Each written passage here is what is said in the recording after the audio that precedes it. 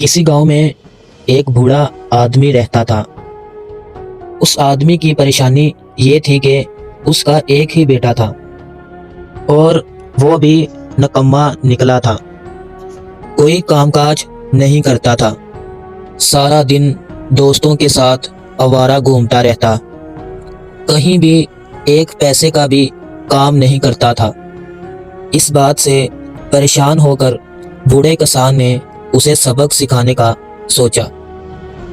उसने अपने बेटे को बुलाया और बोला कि जाओ, अलमारी में मेरी एक घड़ी रखी हुई है, वो जाकर लेकर आओ। लड़का जाता है और अलमारी से घड़ी निकाल कर ले आता है। अब किसान ने कहा कि ये घड़ी लेकर जाओ और बाजार जाकर इसकी कीमत पता करके आओ। अब लड़का घड़ी लेकर बाजार चला जाता है और मुख्तलिफ दुकानों से जाकर उस घड़ी की कीमत पूछता है। कोई उसकी कीमत 500 बताता है और कोई 1000। लड़का बाजार में मौजूद तकरीबन सारी ही दुकानों पर जाता है और हर एक से कीमत का पूछता है। शाम होते ही लड़का घर की राह लेता है और घर आकर बाप को सारी बात बताता है कि लोगों ने इस घड़ी की कितनी कितनी कीमत बताई है। बाप सारी बात सुनता है और कहता है कि ठीक है, घड़ी को वापस अलमारी में रख दो।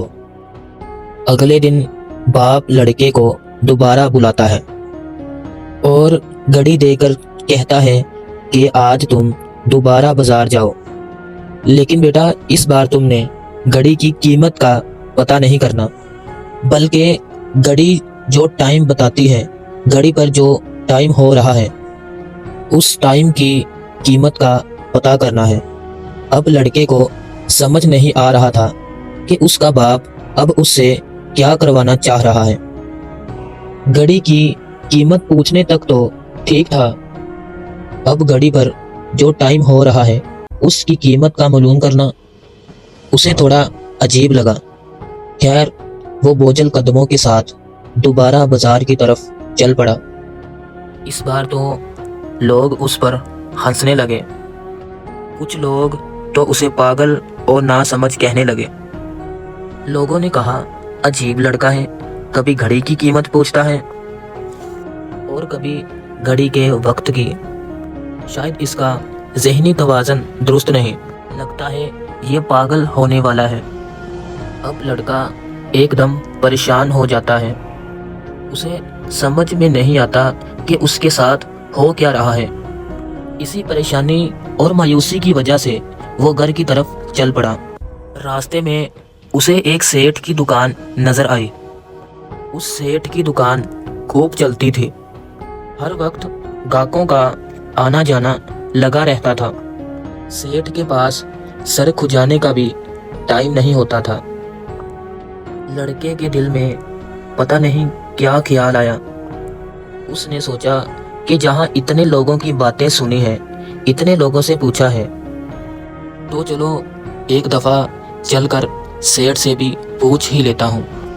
हो सकता है कि सेठ को मेरे सवाल के जवाब का पता हो।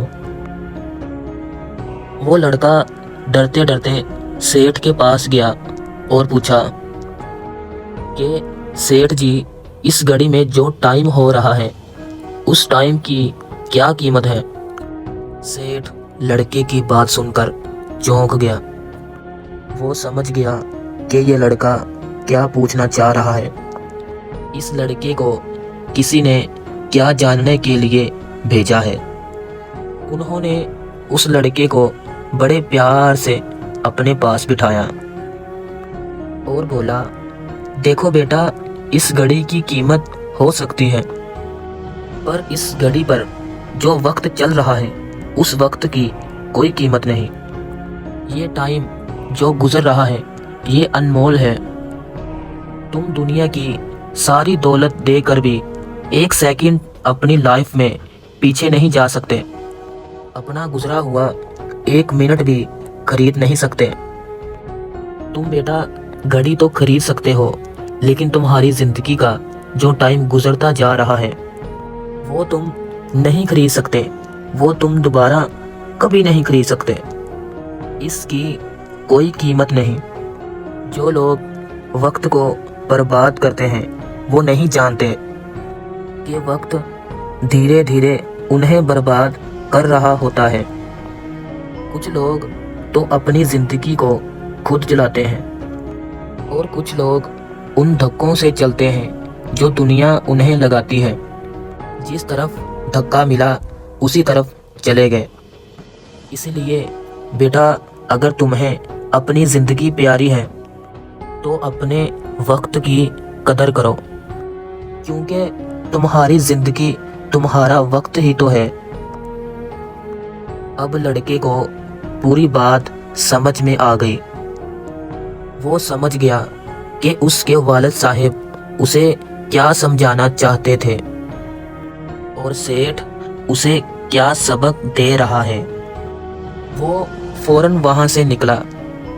अब उसे एहसास हुआ कि वो अपनी ज़िंदगी के कितने कीमती पल ज़ाया कर चुका है।